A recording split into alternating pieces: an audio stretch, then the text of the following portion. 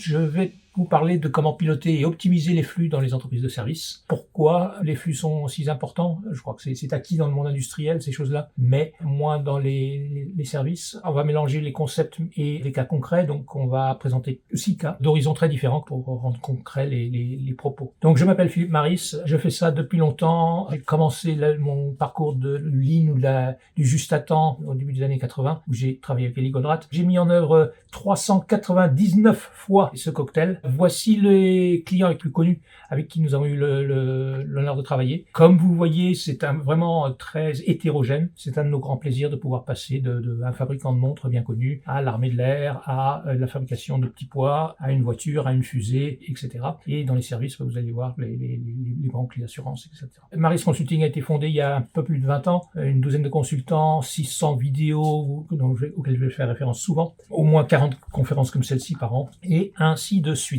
On va parler d'un secteur qui est immense, les services. Même si je présente 6 cas un peu variés, il y a plein de choses qu'on ne va pas couvrir. Je ne parlerai pas, par exemple, malheureusement, des hôpitaux, ce genre de choses. Les services, ça pourrait être quoi? Il y a le business to business, le business to consumer, services publics, parapublics, les services financiers, etc. Pourquoi c'est important de piloter les flux? Je crois que c'est devenu connu et compris de à peu près 80% des industriels. Le fait que si on pilote les flux, merci Toyota, on va améliorer la performance coût-qualité-délai, pas juste les délais. C'est le fil conducteur qu'il faut utiliser pour améliorer les performances. C'est pareil dans les services, c'est ce qu'on va essayer de vous montrer avec les cas qui sont là. Et c'est peut-être moins compris, moins connu, d'où tout l'intérêt de ce webinaire. Le flux, c'est quoi? Le flux, ça peut être diverses choses. C'est des flux d'opération. Si je prends un flux avec des clients, on prend le rendez-vous, on l'accueille, on fait le service, on le facture. Si on prend des informations, elles sont demandées, on sont analysées, traitées, transmises. Et les parcours de clients, que ce soit dans un hôpital, un touriste, etc.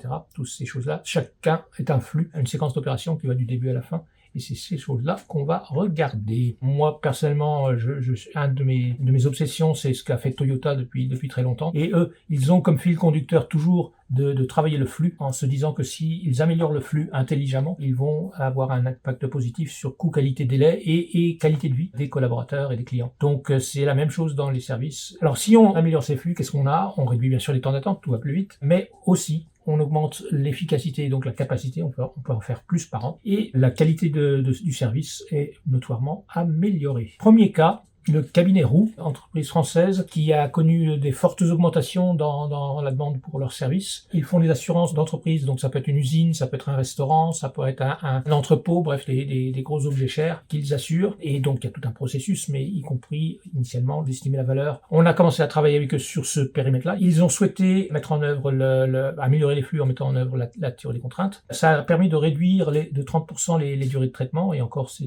le début. La qualité du service a été fortement accrue. Et la réduction du stress au niveau des personnes, j'en parlerai souvent, c'est peut-être pas ça que les gens cherchent initialement quand ils font ça, mais quand vous faites les choses intelligemment, ça réduit le phénomène d'environnement brownien, stressant, où les priorités changent tout le temps et il y a beaucoup de multitâches, etc., etc. Donc, vous voyez là le graphique en bas, c'est un fever chart. Vous pouvez pas encore le comprendre, je vais le présenter dans quelques instants. On a déjà fait ça sur un premier business unit, après on l'a fait sur une deuxième business unit. Dans cette deuxième business unit, dans l'analyse des capacités, on a trouvé que leurs contraintes de capacité étaient des experts, les personnes les plus expérimentées du dispositif. Les contraintes de capacité peuvent se retrouver ces ressources rares, ces personnes qui ont la plus forte expérience. Et qu'est-ce qu'on en fait? Là, on les a traités comme des VIP, on s'est assuré qu'ils pouvaient travailler dans les meilleures conditions possibles, en préparant leur travail, en évitant qu'ils fassent des choses qui pourraient être déléguées à d'autres personnes, etc.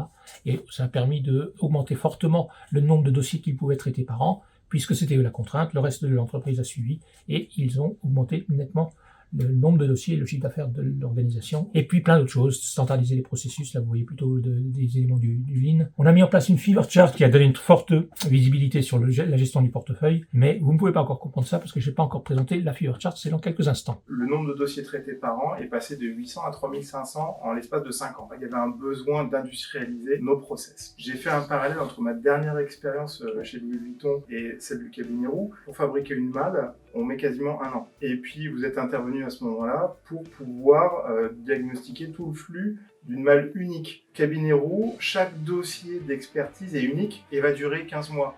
Bon, j'ai fait un parallèle et je me suis dit, je vais faire appel à vous pour nous aider à donner un peu plus de visibilité dans notre flux. Finalement, un dossier, c'est ni plus ni moins que la manufacture d'un service. Et le fait de pouvoir intégrer cette donnée-là, s'adapter, prendre le temps de comprendre et d'interviewer les gens et de vulgariser des concepts qui peuvent être un peu complexes en termes de lignes.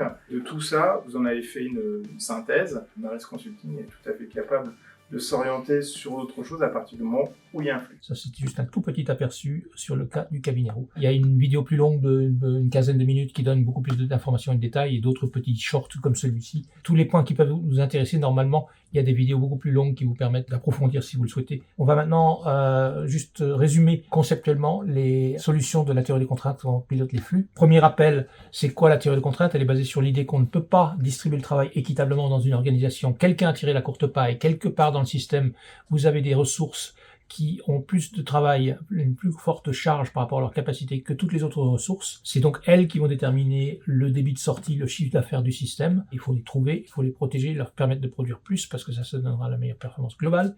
Et c'est tout aussi difficile comprendre que les autres sont donc par définition des non-goulots, ayant une excellente capacité, ils ne doivent pas travailler tout le temps, ils doivent apprendre à arrêter de travailler. Il y a donc une vue duale, ce que j'appelle une vue duale, c'est-à-dire que les règles, en fin de compte, il devrait y avoir deux jeux de règles qui sont très différentes selon que les ressources en question sont des goulots ou des non-goulots, c'est presque l'inverse. Voilà, ça c'est le concept de base, d'où le nom de la théorie des contraintes. Une fois qu'on a accepté cette idée, il y a un processus d'amélioration continue qui est a priori très simple, on vit avec depuis des décennies comme moi, c'est un peu plus subtil que ça, notamment la différence entre l'étape 2 et l'étape 4, mais si je peux la résumer, qu'est-ce que c'est que cette démarche d'amélioration continue? On identifie la contrainte, on décide comment on va l'exploiter, c'est-à-dire que vu que c'est la ressource la plus importante, on voit tout de suite, sans perdre de temps ou de dépenser de l'argent, comment elle peut faire mieux, souvent en la protégeant de toutes les perturbations extérieures pour qu'elle puisse rester sur son travail de manière concentrée. Et ça permet souvent d'augmenter de plus de 20 voire 50% les débits du goulot et donc du système. Subordonner l'activité à cette réalité-là, ça veut dire synchroniser les flux autour de la contrainte et en particulier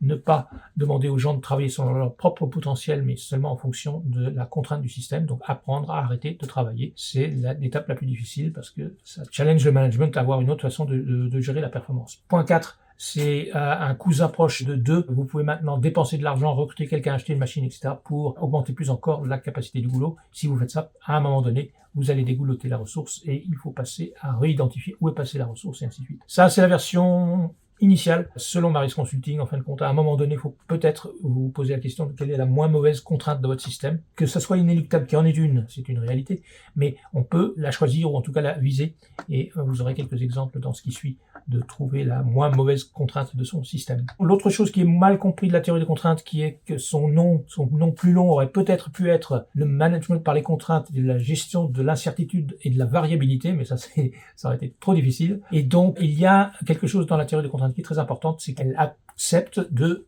intégrer la variabilité, tandis que le Lean, lui, a plutôt tendance à dire il faut qu'on le supprime, je ne veux pas apprendre à gérer les incertitudes et les variabilités. La théorie des contraintes gère la variabilité et les incertitudes, et donc dès que le type de service en question, vous allez en voir de nombreux exemples, n'est pas répétitif, parce que ça dépend du client, ça dépend du contexte, etc., la durée des tâches, etc., c'est des projets, c'était des portefeuilles de projets qu'on gère. Là, il y a le management de projet par la chaîne qui est ici. Je vais faire extrêmement vite pour le présenter. Il y a plein de vidéos qui détaillent ce qui se passe. Ok. Grosso modo, vous avez ici un projet qui est planifié de manière classique. Le début, le milieu, la fin. On demande combien de temps ça va prendre, 4 semaines, 16 semaines, 12 semaines. Après, on exécute et on termine en retard. Vous savez bien que la plupart des projets terminent en retard. La théorie des contraintes dit on va regarder chacune de ces tâches et décomposer le travail entre celui à valeur ajoutée et la marge de sécurité que les ressources ont pris pour pouvoir donner des engagements fiables dans un monde incertain. Là, dans cet exemple, c'est un peu simpliste, mais on a dit qu'il y a moitié temps de travail, moitié de sécurité pour les aléas. Au niveau des tâches, la théorie des contraintes dit je prends le système, je garde juste les temps de travail et la sécurité qui a été mise au niveau des tâches, je la mets au niveau du projet à la fin. C'est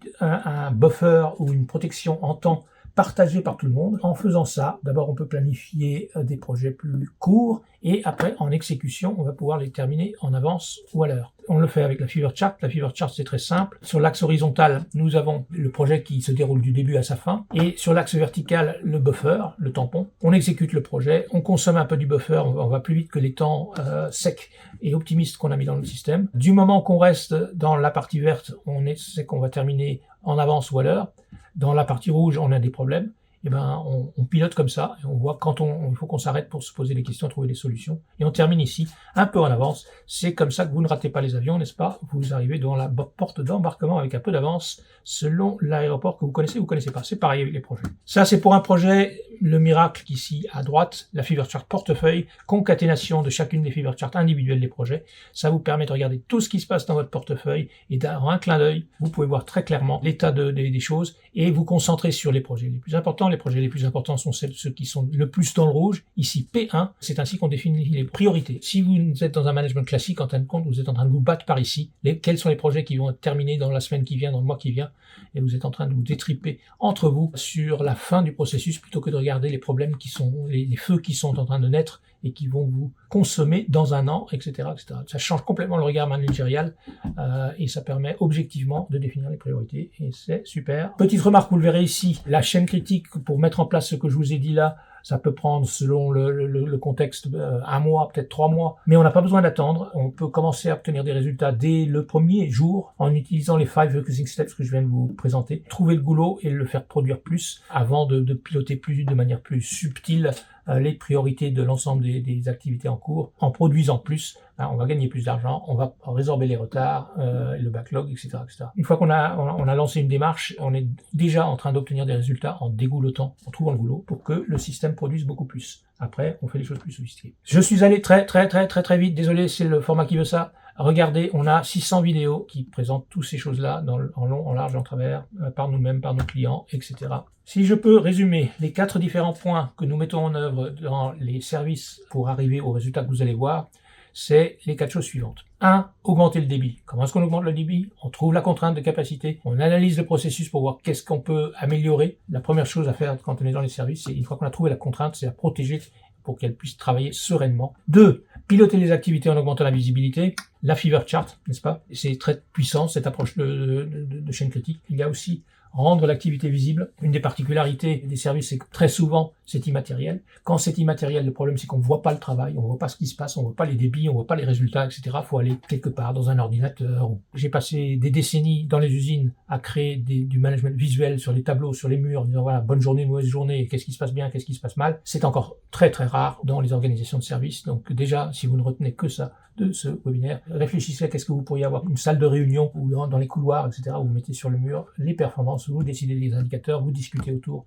lors d'un stand-up meeting, qu'est-ce que c'est, et qu'est-ce qui se passe, etc. Les usines sont bien plus matures sur ces sujets-là que les services qui ont trop peu de visibilité dans leurs performances. Et enfin, dernier point, mesurer et piloter les performances. C'est assez étonnant à quel point le tonnage n'est pas mesuré de manière concrète et transparente et objective et compris et accepté de tous. Dans une industrie pareille, on va compter le nombre de chiffres d'affaires de ceci ou de cela. Ça serait bien de vous retrouver des indicateurs semblables pour votre performance de service. Ça, c'est les 4 points clés que vous allez voir décliner maintenant sur plusieurs autres environnements. Voici le deuxième cas, Tax Valley. Ils étaient 6 personnes quand ils sont venus nous voir, c'était une start-up, et ils sont maintenant une petite centaine. Ils font les déclarations de TVA pour les entreprises de taille petite et moyenne des États-Unis. Donc ils étaient en forte croissance, l'offre était très bonne, ils sont bons, etc. Quand on les a vus, ils venaient d'éclore quelque part, et ils avaient, vous le voyez ici en bas,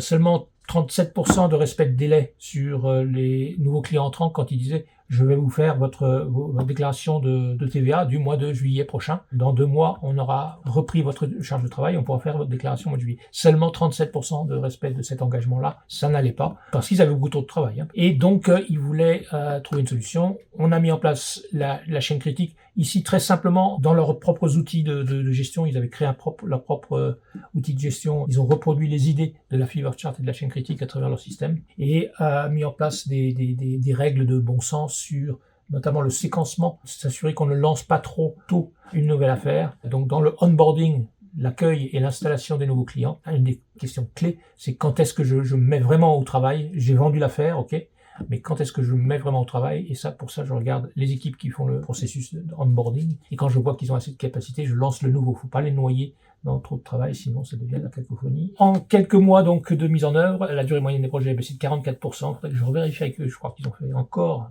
à nouveau moitié moins. Et vous voyez que les dates d'engagement, ils sont passés de 37% à quasi 100%. Vous pouvez l'approfondir en regardant les vidéos. In English, I'm afraid, avec sous-titres en français, mais c'est aux États-Unis. Autre entreprise française près de Strasbourg, la société Divalto, qui est un éditeur et installe des logiciels de ERP et de CRM. Donc ils ont souhaité mettre en place la théorie des contraintes et accélérer leur flux. Eux, ils étaient déjà obsédés par l'idée que le flux et la vitesse allaient faire la différence en qualité de service, en avantage concurrentiel, etc., etc. On n'avait pas besoin de les convaincre d'aller plus vite. Ils cherchaient à aller plus vite. Donc là, on l'a fait. On l'a fait sur les mises en œuvre de RP et de CRM, les mises en œuvre, n'est-ce pas, les implémentations, la mise en œuvre de la chaîne critique, le Fever Chart portefeuille, etc.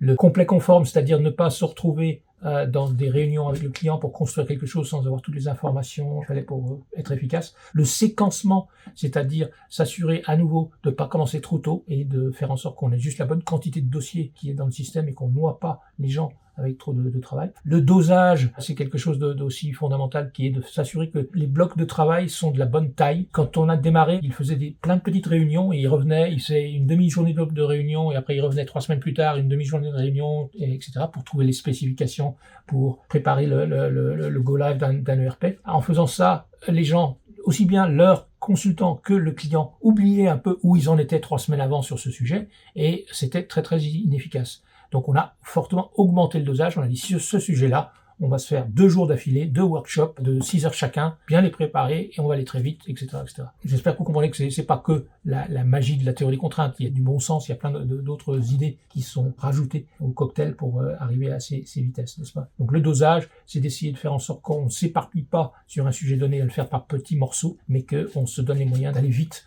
en étant très dense dans son travail. Autre cas, celui-ci à Athènes, une société qui fait des logiciels pour les banques, cette fois-ci, Axis Financial Services. Cette société nous a appelés parce qu'ils avaient eu la surprise et la bonne chance d'être très très bien classés par le Gartner dans leur secteur, nettement au-dessus de toutes les autres solutions jugées comme les meilleures dans leur secteur. Et donc, ils ont eu x4 en demande quasiment immédiatement. En 3 semaines, il y avait 4 fois plus de banques qui voulaient leur service. Le service, c'est un système de type CRM ou de gestion des comptes clients qui est capable de s'alimenter et de vivre sur les différents ERP et systèmes d'information des différentes succursales, mais qui elles-mêmes ont différents logiciels, car souvent dans les banques, surtout les banques internationales, mais même nationales, les différentes banques ont été, souvent suite à des acquisitions, ont différents systèmes d'information. Comment faire en sorte, après qu'on pilote tout ça avec un CRM, pour permettre de traiter correctement les clients qui étaient très solvables et anciens, et reconnaître ça quand on avait un découvert ou une demande de crédit ou un débit carte bleue depuis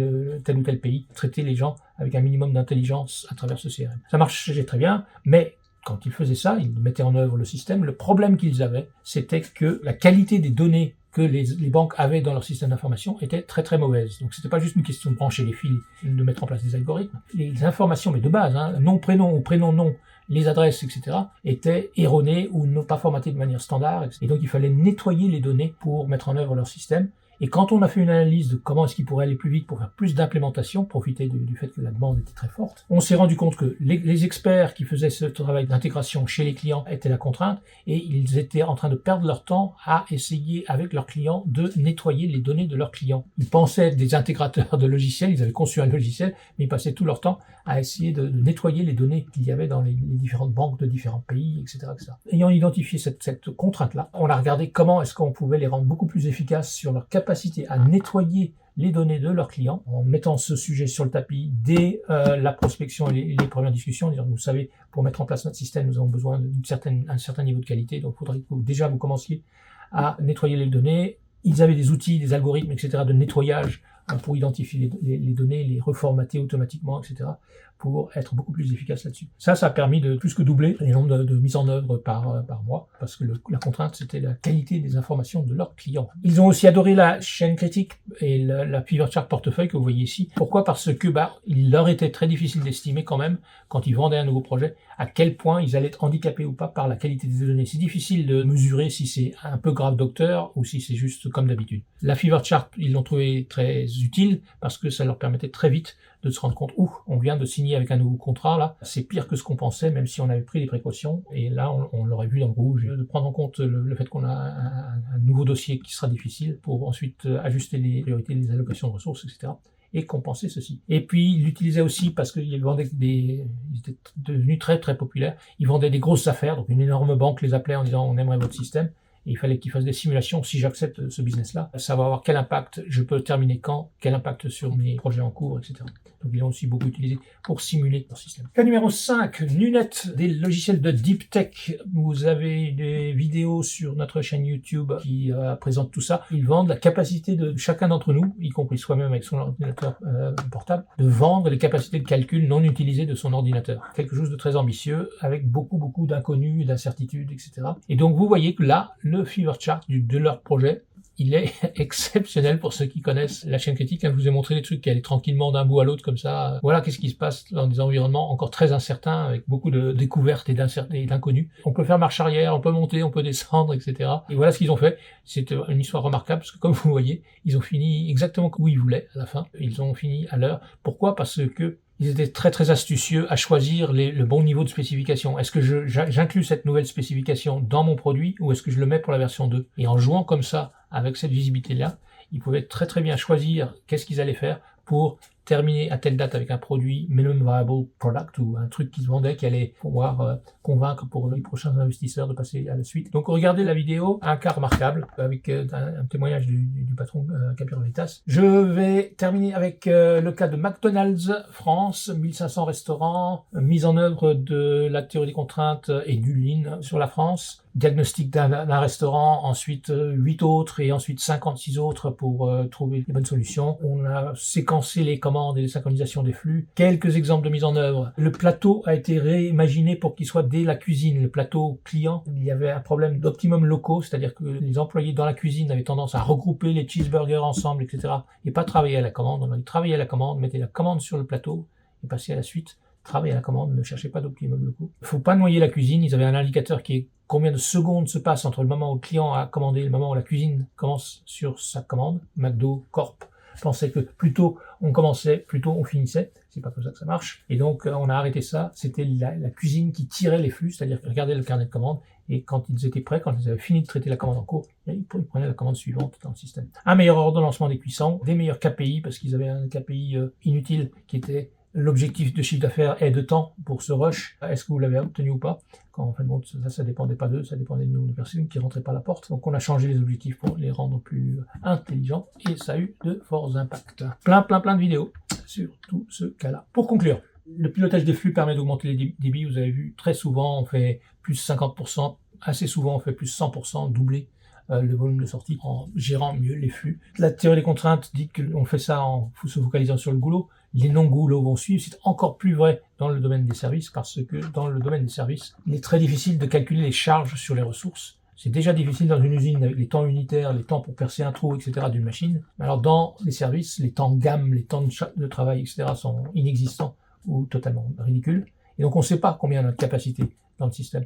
Et c'est en montant en régime global que vous allez découvrir que tel service en pouvait faire 40% de plus sans problème. Vous avez vu, on l'a à travers les différents exemples, qu'il faut comprendre qu'est-ce que c'est un mode projet et le mettre en œuvre et gérer en tant que tel. Quand c'est une usine, gérer ça comme une usine, rendre visible la performance, essayez, excusez-moi, c'était peut-être évident que quelqu'un comme moi le dise, mais essayez de vous inspirer quand même de ce qui a été fait dans le monde industriel, qui a été fait par Toyota et d'autres sur la performance. Donc créer des full kits, des standards de travail, bien ranger, bien préparer ses outils, etc. pour travailler dans les bonnes conditions, des checklists. Le SMED, je ne commenterai pas, ni le Pokayoke, etc. Je vous laisse faire vos propres recherches. Toutes ces idées qui viennent du monde industriel trouvent en général leur déclinaison dans les services. Quand on fait ça, croyez-moi, tout le monde le dit, regardez les vidéos, la qualité de vie s'améliore fortement. Quand on est stressé pour terminer à l'heure, etc., c'est stressant. Et quand on a un système où c'est le système qui crée la performance, on n'a plus de mauvais stress. Et la qualité de vie s'améliore fortement. Je termine par quelque chose que je dis souvent. Quand vous faites ces choses-là et que vous allez améliorer les performances, s'il vous plaît, demandez à la frontline, aux team members, aux personnes qui sont face aux clients en train de faire le travail, qu'est-ce qu'ils en pensent, quelles sont leurs idées pour améliorer les performances, etc. La plupart des belles histoires et la meilleure adhésion au changement vient de solutions qui sont élaborées collectivement et en particulier avec toutes les idées qui proviennent du terrain. Si ça vous intéresse ce qu'on a dit, vous pouvez suivre nos formations et puis il y a nos formations en anglais, en ligne, à tout moment. Nous faisons aussi des diagnostics d'entreprise pour commencer. On a une réputation d'être capable de les faire très très vite puisqu'on les fait en 2 jours si l'organisation en question est monosite et moins de 500 personnes, un peu plus si c'est plus gros. Et suite à ça, l'après-midi du deuxième jour, on présente ce qui sont selon nous les forces et les faiblesses, les plans d'action d'amélioration, etc. Toutes nos vidéos sur YouTube. Voilà. Merci beaucoup. Merci à nos fidèles participants à nos webinaires et puis à une prochaine fois. Merci. Au revoir.